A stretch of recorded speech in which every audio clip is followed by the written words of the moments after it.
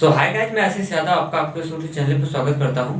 दोस्तों, अगर आप क्लास 10 यानी 10वीं कक्षा की अगर आप तैयारी करते हैं तो आप बिल्कुल सही स्थान पे हैं। तो चलिए मैं आपको बता दूं, क्लास ये मैथ का है और इसमें हम लोग डेली कुछ ना कुछ फैक्ट देखते रहते हैं। इसमें हम आपको कंपटीशन में जो एग्जाम होने वाला आपका है, कंपटीशन का नहीं, यूपी बोर्ड का या फिर अदर बोर्ड का जो एग्जाम होने वाले हैं 2022 में, तो उन 2022 में जो सिलेक्टेड क्वेश्चन है ऐसे क्वेश्चन को मैं बता रहा हूँ। और ये ढेर सारे पीछे मैं बता चुका हूँ, उसको आप देख लीजिएगा। और आज भी मैं क्वेश्चन बताने वाला हूँ, तो आप इस वीडियो को पूरा एंड तक देखिएगा, जिससे आपको ज़्यादा से ज़्यादा बेनिफिट मिलेगा। तो चलिए स्टार्ट करते हैं। आपको बता रहा हूँ, और ये क्वेश्चन ही बहुत ही बहुविकल्पी क्वेश्चन है और मस्त क्वेश्चन है। इसमें बता रहा है कि यदि n एक प्राकृतिक संख्या है, फ्रंट पे क्वेश्चन लगा हुआ बता रहा है कि यदि n एक प्राकृतिक संख्या है तब √5 कैसी संख्या हो। और √5 नहीं, √n। अगर n आपको देखो बता दिया है कि एक नेचुरल नंबर है जिसको आप बोलते हैं कैसी प्राकृतिक संख्या है, तो फिर पूछ रहा है कि तब √n के बारे में आप क्या कहेंगे। ऑप्शन आपके सामने दिया हुआ है, हमेशा प्राकृतिक संख्या, हमेशा अपरिमेय संख्या, हमेशा परिमेय संख्या, कभी प्राकृतिक संख्या और कभी क्या अपरिमेय संख्या। तो देखिए जो √n आएगा, अगर n एक प्राकृतिक संख्या होगा तो जो n आएगा ना वो कभी प्राकृतिक आएगा और उसके बाद कभी क्या आएगा, अपरिमेय संख्या आएगी। कैसे, मैं आपको बता रहा हूँ। देखिए n की जगह आपको डालना है क्या, प्राकृतिक संख्या। तो n की जगह अगर आप प्राकृतिक संख्या भरेंगे तो जैसे मैं मान लेता हूँ कड़ी में अगर आपने 2 डाल दिया, और ये 2 तो प्राकृतिक संख्या है ना, n प्राकृतिक संख्या है। अब n प्राकृतिक संख्या है यानी n की value 1 2 3 4 5 6 dot dot dot dot dot यही तो डालेंगे ना n की जगह, क्योंकि बोला कि n एक प्राकृतिक संख्या है। अगर n एक प्राकृतिक संख्या होगा तो नेचुरल नंबर की जगह पे यही भरेंगे इसमें। तो फिर अगर n की वैल्यू इसमें डालते जाएंगे, अगर 1 डालेंगे 2 डालेंगे तो देखिए अगर 2 डाला तो कड़ी में 2 हो जाएगा, अगर मैं 3 डाला तो कड़ी में 3 हो जाएगा, अगर 4 डाला तो कड़ी में 4, इसका वर्गमूल निकलेगा तो कितना हो जाएगा, इसका वर्गमूल निकलेगा तो 2 आएगा। उसी तरह कड़ी में अब 5 डाला n की वैल्यू तो कड़ी में 5 होगा।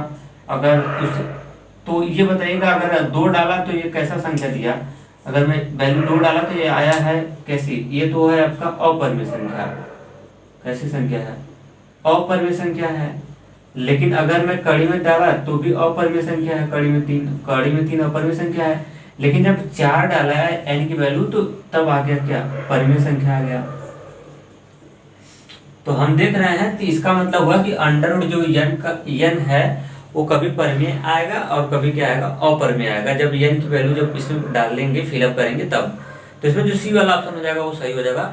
और ऐसे क्वेश्चन, ऑब्जेक्टिव क्वेश्चन, आपके क्वेश्चन पेपर सरकार नंबर का क्वेश्चन है, बता रहा है कि ऐसी 2 संख्याएं ज्ञात करिए। देखिए क्वेश्चन बता रहा है कि ऐसी 2 संख्याएं ज्ञात करिए जिनका योग तो कितना है, 27 है, और उनका गुणनफल जो है वो कितना है, 182 है, 182 है।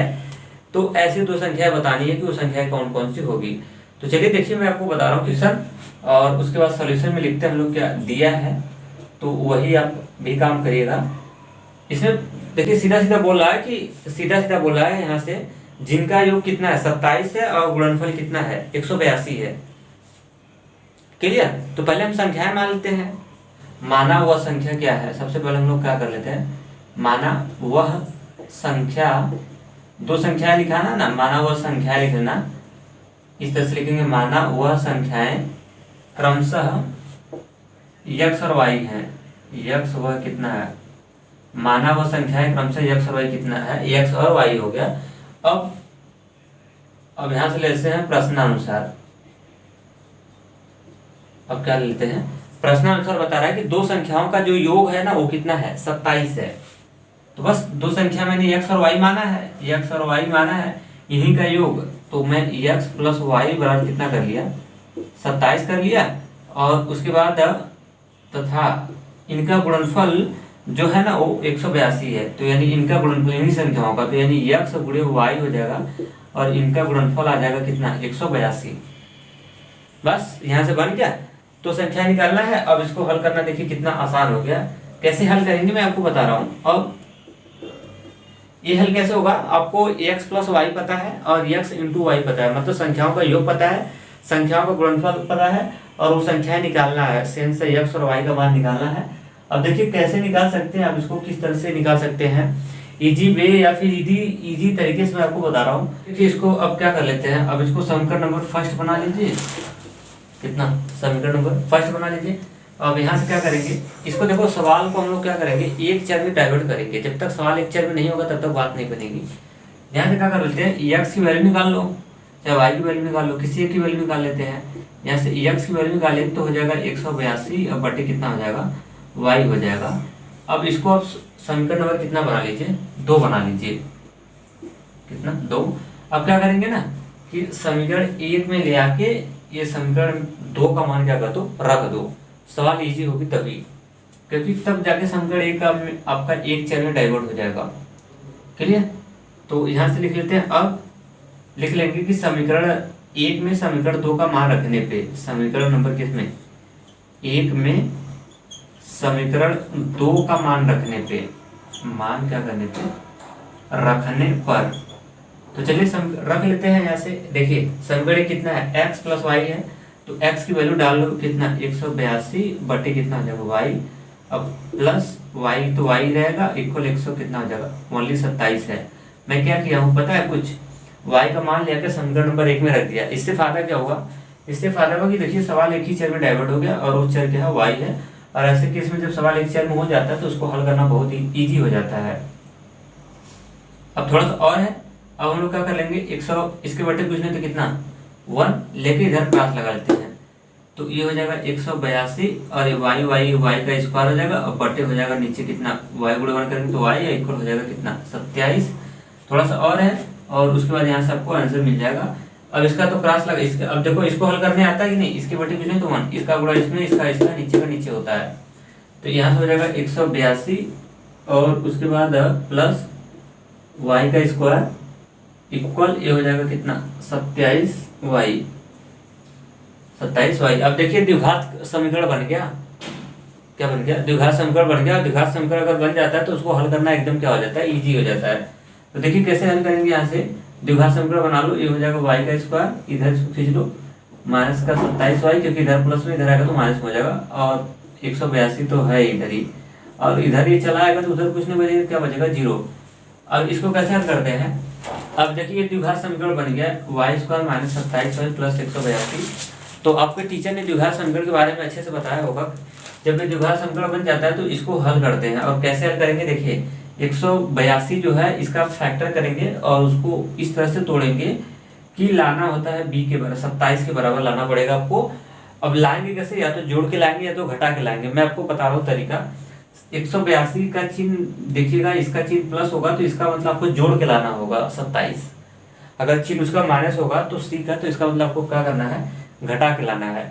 तो चलिए सबसे पहले हम लोग 182 का क्या करते हैं, फैक्टर में आपको मार के दिखा रहा हूँ। इसकी फैक्टर हम लोग साइड में करते हैं, कहाँ पे, रब पे आप करिएगा, मैं फिलहाल दिखा देता हूँ। 182 है, इसका फैक्टर मारेंगे, 2 से कटेगा, 2 9 18 होगा, 91 आएगा, कितना 91। अब 91 है तो ये कटेगा कितना, अगर मैं 13 इसको 7 से काट दूं, कितने से 7 से, तो 13 7 91, क्योंकि 2 के बाद 3 से नहीं कटेगा, 4 5 6 से नहीं कटेगा, डायरेक्ट 7 से कटेगा, 13 से कटेगी संख्या, 13 कम 13। तो यही है इसका फैक्टर हमने निकाला, 2 7 और कितना 13, 2 7 13। तो अब इसको क्या करना है ना, इस संख्याओं के सपोर्ट से आपको 27 लाना है, लेकिन जोड़ के। तो देखिए कैसे लाना है, मैं आपको दिखा रहा हूँ। इसका इसमें गुणा कर देंगे, 7 में हो जाएगा 14, कितना हो जाएगा 14, और ये यहाँ से बच जाएगा 13। तो 14 में अगर आप 13 जोड़ेंगे तो 14 13 हो जाएगा आपका कितना 27, 14 और 13 हो जाएगा 27, और आपका 27 मिल गया और यहाँ से आपका काम हो जाएगा। तो मेरे ख्याल से फैक्टर तो आता ही होगा। अब चलिए मैं इसको कर लेता हूँ यहाँ पे, और अब देखिए इसको मैं सेट कर दिया यहाँ से, y का स्क्वायर माइनस 28 को मैंने लिख दिया 14 प्लस कितना 27 को, 14 13 जोड़ेंगे तो 27 होगा, उसके बाद y आगे बढ़ा तो प्लस और आगे बढ़ा तो 182 इक्वल कितना हो जाएगा, ये 0 हो जाएगा। बस अब इसको हल करके यहाँ से हम लोग क्या कर लेते हैं, y की वैल्यू निकाल लेंगे और सवाल हो गई काम। यहाँ से हो जाएगा देखो y का स्क्वायर माइनस, इसको अंदर गुणा कर दो, खोलो इसको, तो 14y हो जाएगा माइनस का 13y हो जाएगा इक्वल प्लस 182 हो जाएगा इक्वल 0 हो जाएगा। अब यहाँ से कॉमन कुछ दिख रहा है, 4 पद बन गए, यहाँ से 2 पद का कॉमन निकालो, यहाँ से y कॉमन निकल जाएगा तो y माइनस 14 हो जाएगा। इनमें से कॉमन क्या दिख रहा है, माइनस 13 निकालेंगे कॉमन निकल जाएगा -13, कितना -13 निकालोगे कॉमन निकल जाएगा, तो -13 निकाल लिया तो यहाँ से y हो जाएगा, अब प्लस माइनस हो जाएगा माइनस। जब 13 निकालते हैं ना, जानते हैं जो दो कॉमन निकालते हैं ना उसी से भाग लगाते हैं, तो 13 का भाग जब 182 में दोगे तो 14 बार में काटेगा, इसको इक्वल हो जाएगा 0। अब यहाँ से अब इन दोनों में कॉमन क्या है, देखिए इन दोनों में कॉमन ढूंढिए, 14 माइनस वाई है, कॉमन निकालो यहाँ से 14 माइनस वाई हो जाएगा। ये कॉमन जब निकल जाएगा तो ये बचेगा आपका क्या, इंटू लगाओ वाई बचेगा, ये तो निकल ही गया, आगे बढ़ा तो माइनस, आगे बढ़ा तो कितना बढ़ा 13, ये तो निकल ही गया और इक्वल कितना हो जाएगा 0 हो जाएगा। अब यहाँ से y की वैल्यू निकाल लीजिए, किसका y की वैल्यू अगर निकालेंगे तो हम लोग इसको खोलते कैसे है, खोलने का तरीका तो पता ही होना चाहिए आपको। देखिए इसको ऐसे खोलेंगे, y -14 बराबर एक बार 0 लेते हैं r करके, और ये दोनों डेटा को 0 बराबर कर देंगे, किसको, इसको क्योंकि बीच में इंटू लगा हुआ है, तो जब y की वैल्यू निकालना होगा ना तो इंटू लगा होता है, तो ये वाला पार्ट इसके भी बराबर होता है, ये वाला पार्ट इसके भी बराबर हो जाएगा, और y -13 बराबर 0। अब यहाँ से वैल्यू निकाल लेते हैं, यहाँ से निकलेगा, देखो y का वैल्यू आ जाएगा 13, क्योंकि माइनस में उधर जाएगा तो प्लस में हो जाएगा, एक डेटा तो यहाँ से निकल गया, और यहाँ से क्या हो जाएगा y इधर माइनस उधर जाएगा तो प्लस हो जाएगा, तो और y की वैल्यू यहाँ से आ गया कितना +14। तो एक आया y की वैल्यू +13, एक y की वैल्यू आया +14, दो मान आ गए यहाँ पे y के, कितने मान, डबल मान आ गए, और हम लोग निकालते हैं क्या, x का मान। अभी तो दो संख्या हमको पता करना है ना, तो एक टोटल y का मान निकला हुआ है, हमको x का मान पता करना है। तो अगर मैं x का मान अगर हम लोग क्या कर लेते हैं, किसी समीकरण में रख लेते हैं, किस में रख लो, चाहे 2 में रख लो चाहे किसी में रख लो, कोई बात नहीं है, 2 में रख लेते हैं y का मान, तो x का मान निकल जाएगा, बस काम हो जाएगा। मैं इसको हटा देता हूँ, और नहीं तो ऐसे नहीं करना है तो ऐसे कर लो, चाहे जैसे कर लो। स्टार्ट में बोला समीकरण 1 से ले लेते हैं, कहाँ से, अब समीकरण नंबर 1 में y बराबर कितना, एक मान रख दो, कोई एक रख दो, 14 रखने पे 14 ही रख दो, तो 14 रखेंगे तो समीकरण क्या था, दो संख्याओं का योगफल कितना है 27 है, x + y बराबर 27 था, तो कॉमन सेंस लगा लेंगे। तो अब एक संख्या अगर y की वैल्यू अगर हम 14 रखेंगे तो x की वैल्यू 13 पाएंगे, 14 अगर मैंने रख दिया, y का मान 14 रख दिया, 27 हो जाएगा, और इसको अगर मैं हल करूंगा तो इधर प्लस उधर जाएगा तो माइनस में हो जाएगा, तो x बराबर हो जाएगा 27 - 14, यहाँ से x की वैल्यू आ जाएगा कितना 13, x की वैल्यू कितनी आ जाएगी 13। तो यानी मैंने पाया क्या, x की वैल्यू 13 पाया, और y की वैल्यू कितना पाया 14 पाया, तो यानी यही संख्या है। अतः संख्या लिख देंगे 13 और कितना हो जाएगा 14 हो जाएगा, इस तरह से हल कर लेंगे। अतः संख्याएं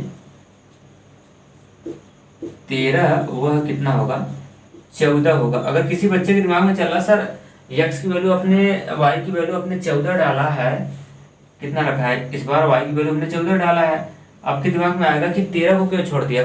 अब 13 को भी डाल सकते हैं, किसको डाल सकते हैं 13 को भी डाल सकते हो, कोई भी डाल सकते हैं। एक वैल्यू मैंने डाल के इसमें से देख लिया, y की वैल्यू जब 14 डाला तो x की वैल्यू कितना पाया मैंने 13 पाया। तो यही तो पूछा ना स्टार्ट में कि दो संख्याएं बताइए, तो एक संख्या 13 हो जाएगी, एक संख्या कितनी हो जाएगी 14 हो जाएगी। मैं लगाता हूँ, और ये भी अच्छा क्वेश्चन है। यहाँ से बता रहा है कि एक समकोण त्रिभुज की ऊंचाई इसके आधार से 7 सेंटीमीटर क्या है कम है, और यदि कर्ण 13 सेंटीमीटर है तो बोला है कि अन्य दो भुजाएं ज्ञात करिए। बहुत इजी है, देखिए सॉल्यूशन करते हैं। ऐसे क्वेश्चन को भी सबसे पहले हम लोग सॉल्यूशन करेंगे और उसके बाद लिखते हैं क्या है दिया है, और उसके बाद क्या डैश।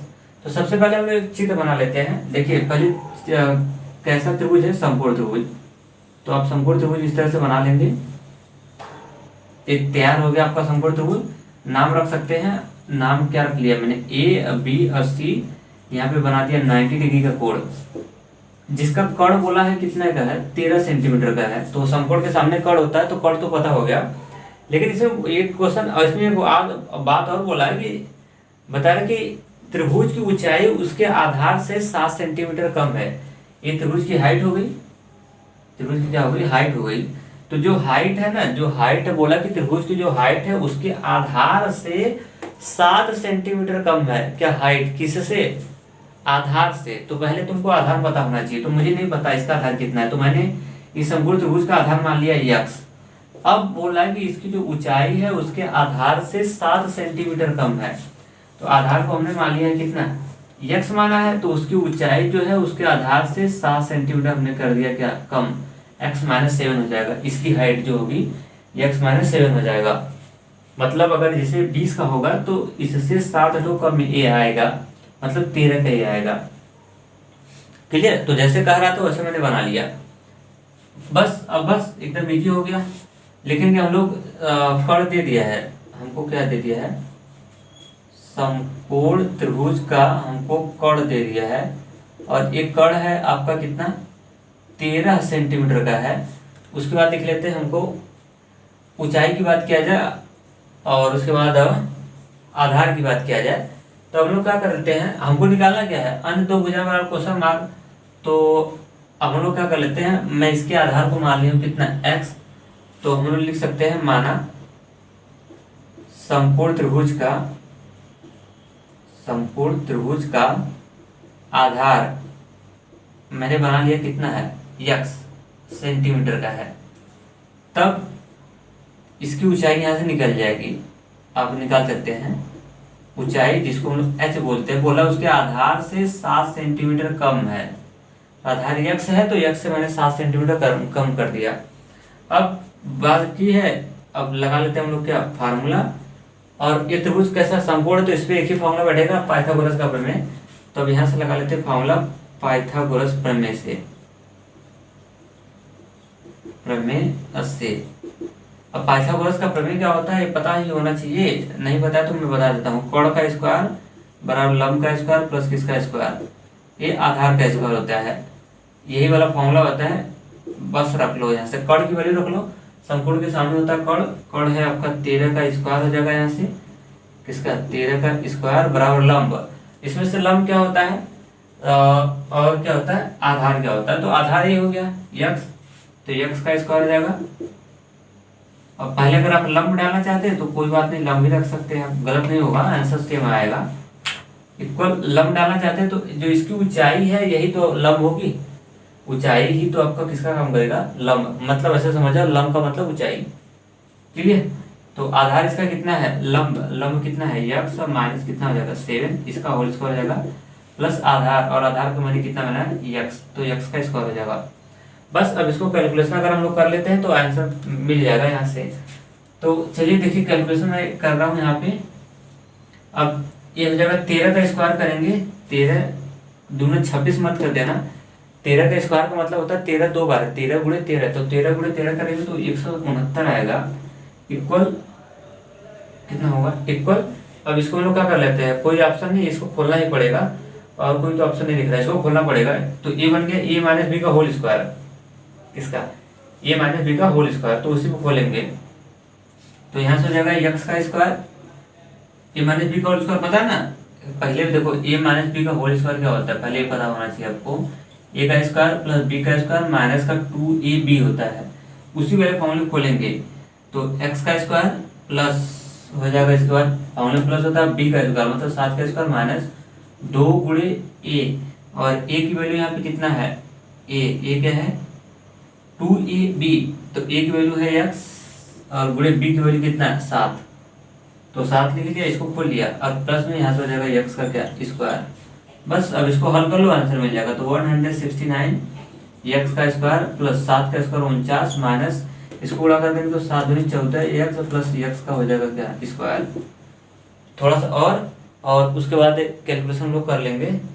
अब देखिए 169 आएगा, अब इसको ये ऐड हो जाएगा दोनों, ये हो जाएगा 169, ये दोनों ऐड हो जाएगा 2x स्क्वायर हो जाएगा, प्लस में और प्लस में हो जाएगा यहाँ से तो माइनस का वो कितना है 14x है, अब प्लस में कितना है 49 है। अब क्या करते हैं 49 को इधर भेज देते हैं और उसके बाद सवाल एकदम इजी हो जाएगी और आपका मिल जाएगा आपको क्या आंसर। क्लियर? तो चलिए 14 को इधर भेज देते हैं, किसको 14 को नहीं, इसका फैक्टर करना पड़ेगा हम लोगों को, तो 69 को इधर ही भेज देते हैं। तो 69 को इधर भेजेंगे तो देखिए ये हो जाएगा 2x स्क्वायर माइनस का 14x हो जाएगा प्लस में 49, और इधर प्लस में उधर हो जाएगा तो माइनस में हो जाएगा 169 इक्वल हो जाएगा कितना 0।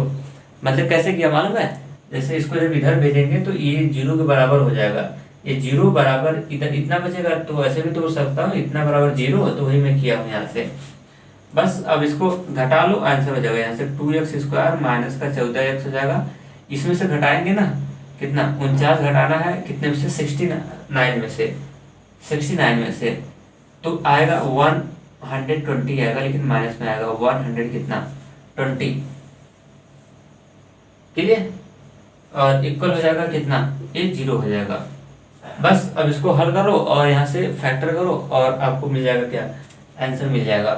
देखिए थोड़ा सा और छोटा कर लेते हैं, इसमें से 2 कॉमन है, 2 कॉमन निकाल लो, 2 कम 2, 2 7 14, 7 2 120, सवाल इजी हो जाएगी इससे। 2 कॉमन निकाल लिया, जो सब में दिखे, तो कॉमन निकाल गया 2, तो क्या बचेगा x² माइनस 2 7 14, 7x माइनस 60 हो जाएगा, और इक्वल हो जाएगा कितना 0 हो जाएगा। अब ये इंटू में है, इधर आएगा तो भाग में हो जाएगा, तो यानी 0/2। अब जानते हैं अंश में जब 0 हो जाएगा तो उसकी वैल्यू 0 हो जाएगी, है ना। तो ये हो जाएगा x² माइनस 7 माइनस 60 इक्वल 0/2 करेंगे तो ये 0 हो जाएगा। तो मैं डायरेक्ट कर दे रहा हूँ, समझदार बच्चे हो, कि इधर इंटू में इधर जाएगा तो बट्टे में हो जाएगा। जानते हैं जब अंश में 0 हो जाए, हर में कोई नंबर हो ना, तो उसकी वैल्यू हमेशा 0 होती है। अब इसका फैक्टर कर लो और आपको मिल जाएगा आंसर। 60 को अब तोड़ना है, देखना कैसे करेंगे। 60 को तोड़ के लाना है आपको कितना 7, लेकिन कैसे इस बार लाना है, माइनस है ना इसका चिन्ह, सी लास्ट वाले पद का चिन्ह माइनस है, इसका मतलब घटा के लाना होगा आपको कितना 7। तो चलिए पहले 60 का फैक्टर मार लो, 60 का क्या मार लो फैक्टर। ये कटेगा 2 से तो आएगा कितना 30, 2 से कटेगा तो आएगा कितना 15, फिर 3 से कटेगा तो 3 बचे 15, फिर 5 से कम कितना हो जाएगा 5। लाना कितना भाई साहब 7, लेकिन कैसे घटा के। तो देखिए घटा के कैसे लाते हैं मैं आपको दिखा रहा हूँ। ये यहाँ से हो जाएगा आपका, सेट कर रहा हूँ, देखिए अगर इसको घटाएंगे तो ये गुणा करेंगे तो 5 3 15 यहाँ से होगा, और 2 दूनी हो जाएगा कितना 4, 2 दूनी हो जाएगा कितना 4। तो अगर मैं घटा के लाना है ना इस बार, तो 15 में से 4 घटाऊंगा तो कभी आपका 7 नहीं आएगा, इसलिए ये बनाना। अगर तब इसका मतलब इस 5 को 3 के साथ नहीं लेना पड़ेगा, किसी दूसरे के साथ लेना पड़ेगा। आपको सेट करना चाहे जैसे कर लो। तो देखिए अगर मैं इस एक 2 पकड़ता है, एक 3 पकड़ता है, तो 3 में हो जाएगा कितना 6, और फिर उसके बाद 5 में हो जाएगा कितना 10। तो 10 और 6 बना है, और इसका अंतर कभी 7 नहीं आएगा, इसका अंतर कहीं भी 7 नहीं आने वाला। चेंज करेंगे, देखिए मैं इस 3 को एक साथ पकड़ लिया, तो 2 दूनी 4 और 4 10 12 हो जाएगा। तो यहाँ से मिल जाएगा 12, और एक ठो मिल जाएगा कितना 5। तो यही दोनों इसको सेट करने के लिए बना कितना 12 और 5, 12 और 5 से सेट करेंगे। तो देखिए 12 में से घटाएगा 5 तो 7 आ जाएगा, और गुणा करने पे 12 बचे 60, गुणा करने में भी आ गया। तो अब इसको हम तोड़ लेते हैं और आंसर मिल जाएगा यहाँ से x² माइनस 7 को हमने तोड़ दिया 12 कितने में 12 माइनस 5, 12 माइनस 5। उसके बाद 7 को इतना लिख सकता हूँ, फिर उसके बाद x माइनस कितना आ जाएगा 60, x² हो जाएगा। अभी अंदर गुणा कर लो तो हो जाएगा 12, इधर x से गुणा होगा x, माइनस माइनस हो जाएगा प्लस, इधर x से गुणा होगा 5x माइनस का 60, और इक्वल हो जाएगा कितना 0। बस यहाँ से थोड़ा सा और है, उसके बाद आपका मिल जाएगा आंसर आ गया है आपका। अब देखिए क्या कर लेते हैं, इस चीज को हम लोग करते क्या है, किस हिसाब से इसको मेंटेन करते हैं।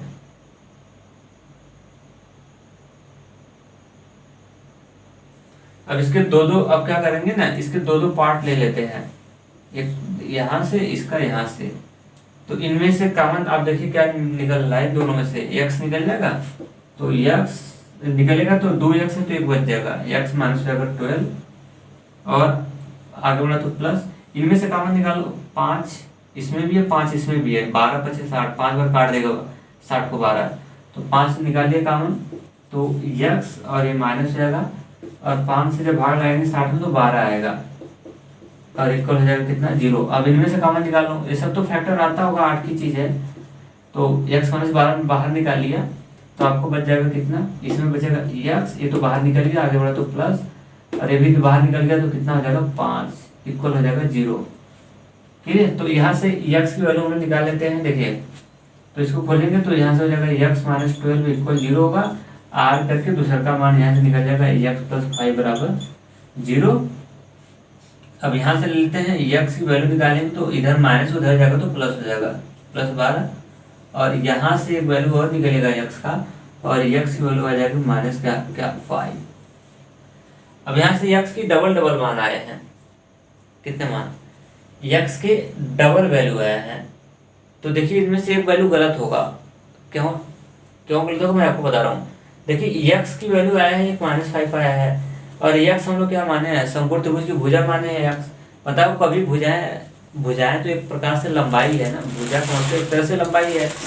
देखिए कभी भी भुजाएं कभी माइनस नहीं होता है, भुजाएं जो होती हैं वो कभी आपका नेगेटिव नहीं होती है। यानी यहाँ से यक्स की वैल्यू -5 आया है, एक गलत हो जाएगा, क्योंकि यक्स किसको माने थे, भुजा को, और भुजा आ रहा है माइनस में, जो गलत बात होगा।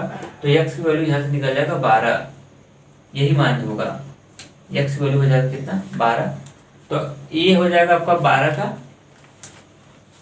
और आपको पता करना है, दोनों भुजाएं पता करना है, ये 12 का हो जाएगा तो ये कितने का होगा, तो ये कितना है, इसकी लंबाई कितनी, यक्स -7 था, तो यक्स की वैल्यू 12 है, तो 12 में से 7 घटाएंगे तो आ जाएगा कितना 5। बस काम हो जाएगा। चलिए मैं इसको हटा देता हूँ, बस थोड़ा सा और है, उसके बाद काम खत्म हो जाएगा यहाँ से। अब